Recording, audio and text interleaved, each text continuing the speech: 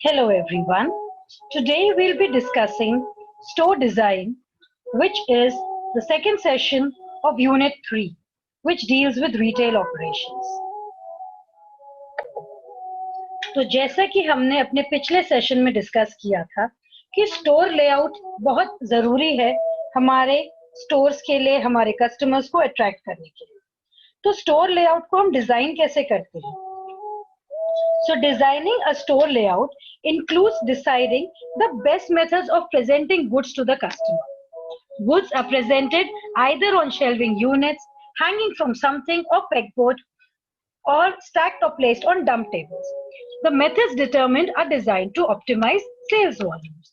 तो जब हम बात करते हैं हमारे स्टोर डिजाइन की, हमें अपने सामान को, हमारे उत्पादों को कहाँ पे सजाना है, उसके लिए हम शेल्फ में रख सकते हैं, हम कहीं से उसको टांग सकते हैं, हम कहीं पे उसको रख सकते हैं।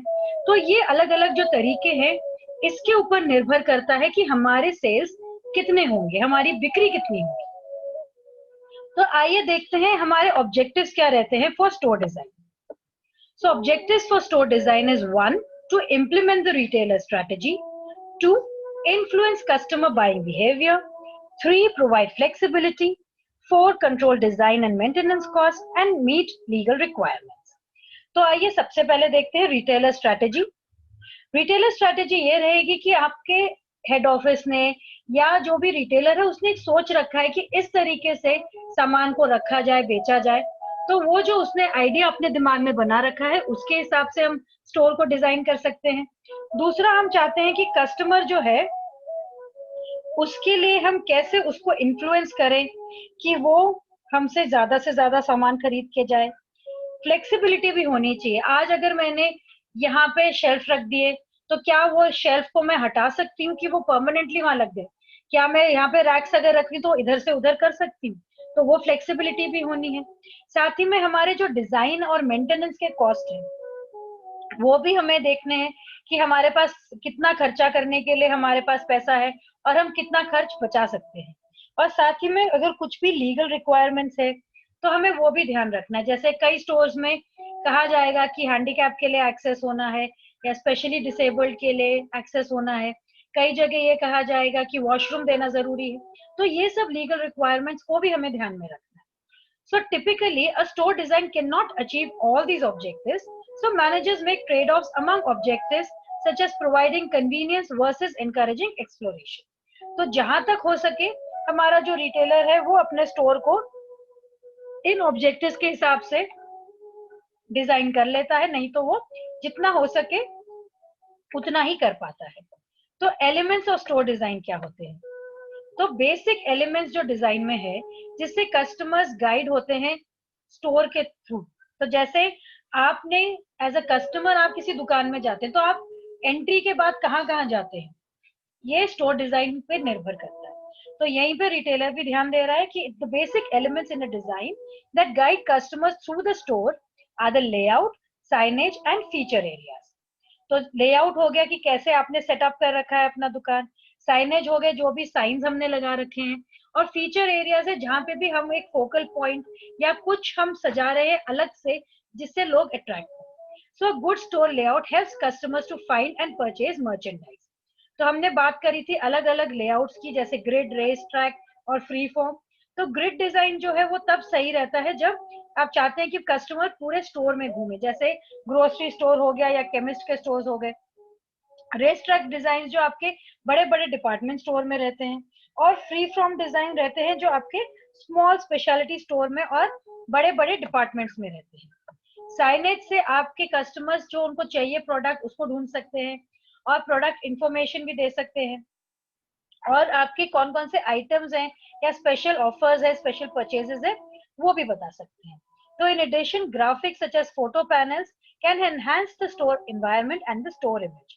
तो अगर आप वहाँ कुछ अच्छे से सजाते हैं, कुछ चमकता हुआ कोई ऑफर लगाते हैं या कोई फोटोज वोटोज लगाते हैं जो आपके रिटेलर्स के जो भी ब्रांड एम्बेसडर्स है, तो उससे भी बहुत फर्क पड़ता है।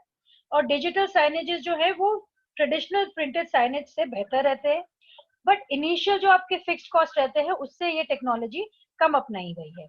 Feature areas are areas within a store design to get the customers attention. तो ये free standing displays, end caps, promotional aisles और एरियाज, विंडोज, कैश रैप्स, ये जो भी जगह में आप कुछ भी सजा सकते हैं जिससे कस्टमर अट्रैक्ट हो, वो आपके फीचर एरियाज हो जाते हैं। स्पेस मैनेजमेंट की जब बात आती है तो you have to be taken care, you have to take care of two decisions. पहला, the allocation of store space to merchandise categories and brands and the location of departments और merchandise categories in the store. तो जब हम देख रहे हैं हमें दुकान कैसे सजानी है, हमें देखना है हम क्या बेचना चाह रहे हैं, हम किस तरह से उसको बेचना चाह रहे हैं, हमारे सेलिंग नॉन सेलिंग एरियाज भी कौन से हैं।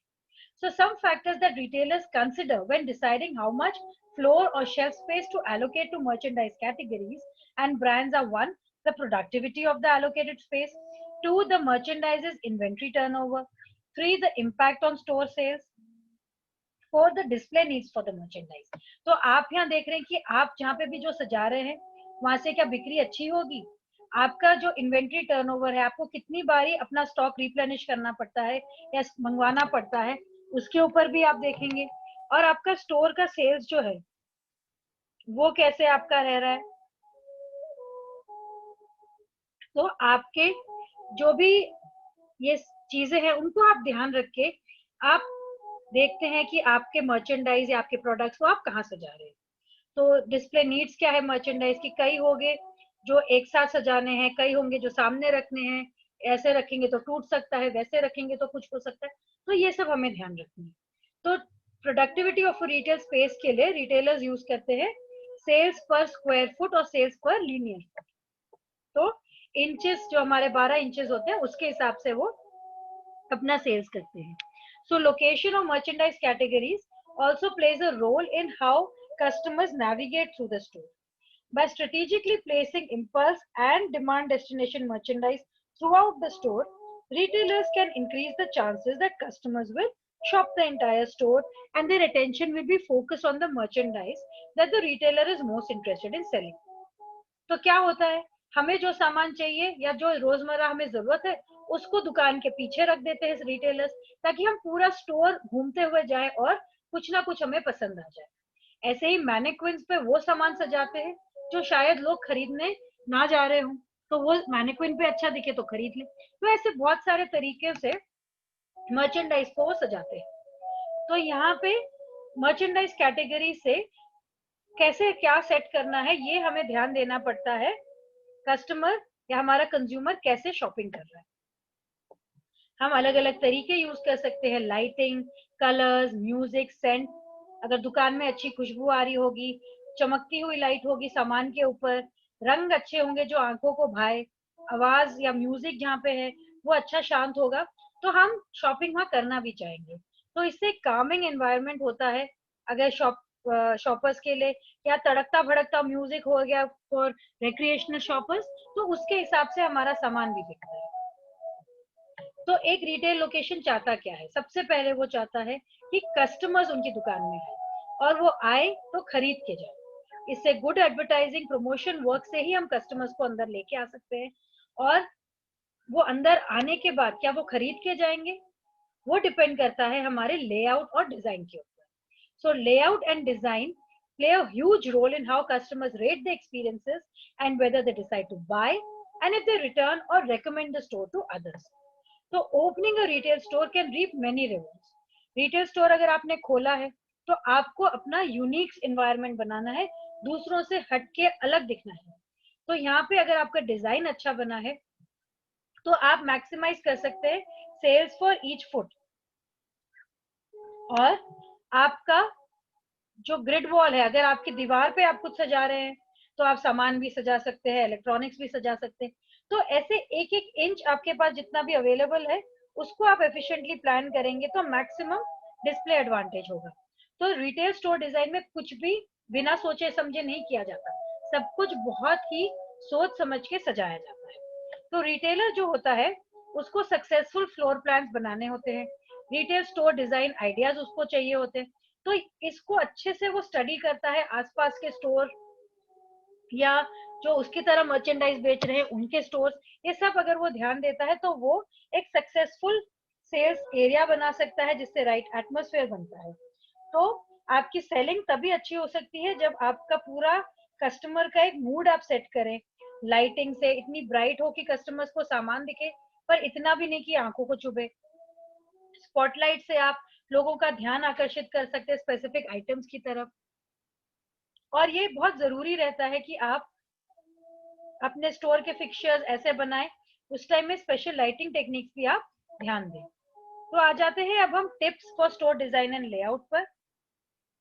यहाँ पे साइनेज जो है, name and logo of the store, वो ऐसे लगना है कि जो आता जाता रहे, कस्टमर हो या कोई भी ग्राहक हो, उसको अच्छे से नजर आए, दूर से भी नजर आए। कस्टमर के लिए वहाँ पूरा स्टोर में एक पॉजिटिव एम्बियंस, एक अच्छा एटमोस्फेयर होना है ताकि स्टोर आके खुशी खुशी शॉपिंग करके कस्टमर वहां से जाए। मैनिक्विन्स जो होने हैं हमारे, जो हमारे डमीज होते हैं, उनको टारगेट मार्केट के हिसाब से ड्रेस करना है और लेटेस्ट ट्रेंड्स होने चाहिए। कपड़े भी उन पे फिटेड लगने चाहिए बिना ज्यादा पिंस लगाए। और डमीज को भी इधर से उधर आप हिलाते रहे तो लोगों को अलग लगेगा। ट्रायल रूम्स में आपके शीशे होने चाहिए, शीशे आपके साफ होने चाहिए। और कुछ भी एक्स्ट्रा कचरा, डब्बे, हैंगर वगैरह वहां ना रखें। रिटेलर जो है उसको राइट कलर चुनने हैं वॉल्स के, जिससे अच्छा एटमोस्फेयर आए स्टोर में। तो हल्के रंग, लाइट एंड सटल शेड्स लगाने हैं। फिक्सचर्स और फर्नीचर जो है वो आपके दुकान में कभी भी किसी के आड़े नहीं आना चाहिए, किसी को चोट नहीं लगनी चाहिए, चलने की जगह आराम से खुली होनी चाहिए। So don't unnecessarily add too many types of furnitures at your store.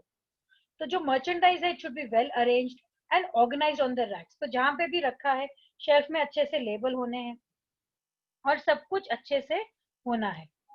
और कुछ भी ऐसा ना रखा जाए कि वो शेल्फ से गिर जाए, कस्टमर्स हाथ लगाए और सारा धड़ धड़ गिर जाए। तो वो भी आपको ध्यान रखना है। कोई लाउड म्यूजिक नहीं चलना स्टोर पे, ऐसा इतना जोर नहीं होना कि कुछ सुनी ना पाए दूसरे की बात। लाइटिंग अच्छी होनी है, कुछ भी लाइट अगर चलना बंद हो जाए तो उसको रिप्लेस करना है। आपके फ्लोर, टाइल्स, कारपेट, रैक, सब कुछ अच्छे से क्लीन और स्टेन फ्री होना है, कोई बदबू नहीं आनी है। कुछ भी ऐसा स्टॉक नहीं करना है जो एंट्रेंस पे या एग्जिट पे जिससे रास्ता ब्लॉक हो कस्टमर्स का। तो आपका जो रिटेलर है उसको ये भी ध्यान रखना है कि चोरी या शॉपलिफ्टिंग वो ना हो उसकी दुकान में। उसके लिए क्या ध्यान रखना है? सबसे पहले कुछ भी मर्चेंडाइज ऐसे ना रखे कि कोई भी आके उठा के चल दे। तो merchandise should never be displayed at the entrance और exit of the store. Expensive products like watches, jewelry, precious stones, mobile handsets, and so on must be kept in locked cabinets. तो कुछ भी जो एक्सपेंसिव आइटम हो उसको आप संभाल के लॉक कैबिनेट में रखेंगे। कैमरा और सीसीटीवी, सीसीटीवी है क्लोज्ड सर्किट टेलीविजन, इनको लगाना है ताकि कस्टमर्स पे आप नजर रख सके। और जो भी स्टोर मैनेजर या सेल्स रिप्रेजेंटेटिव है, कस्टमर्स के आसपास ही रहे, उनको मदद करे ताकि कोई भी कुछ गड़बड़ काम ना कर सके। कैरी बैग जो कस्टमर्स लेके आते हैं उसको एंट्रेंस पे ही रखवाएं। और कस्टमर्स को एक से या 3 से ज्यादा ट्रायल रूम में कपड़े लेके जाना अलाउ ना किया जाए, नहीं तो वो कपड़े अदला बदली करके लेके जा सकते। तो आज हमने स्टोर डिजाइन की बात करी। तो ऑब्जेक्टिव्स ऑफ स्टोर डिजाइन हमने डिस्कस किया, एलिमेंट्स हमने डिस्कस किया, टिप्स हमने डिस्कस किए for store design and layout, और क्या प्रिकॉशंस हमने लेने चाहिए कि थेफ्ट और शॉपलिफ्टिंग ना हो, वो भी हमने ध्यान दिया। फिल इन द ब्लैंक्स तो यहाँ इन्होंने आंसर दे ही रखे हैं, ट्रू फॉल्स के भी इन्होंने आंसर दे ही रखे हैं। और जो आपके ये क्वेश्चंस है जहाँ पे एलिमेंट्स ऑफ स्टोर डिजाइन क्या है, ऑब्जेक्टिव्स ऑफ स्टोर डिजाइन क्या है, टिप्स क्या है, प्रिकॉशंस क्या है, differentiate between store layout and design, and tips for store design and layout, ये सब हम डिस्कस कर ही चुके हैं। तो नेक्स्ट हमारा चैप्टर आएगा स्टोर प्रोसीजर्स पे, इसे हम अपने अगले वीडियो में करेंगे। So thank you so much for your time, और आई होप सबको अच्छे से समझ आ गया होगा। Enjoy your day, bye bye.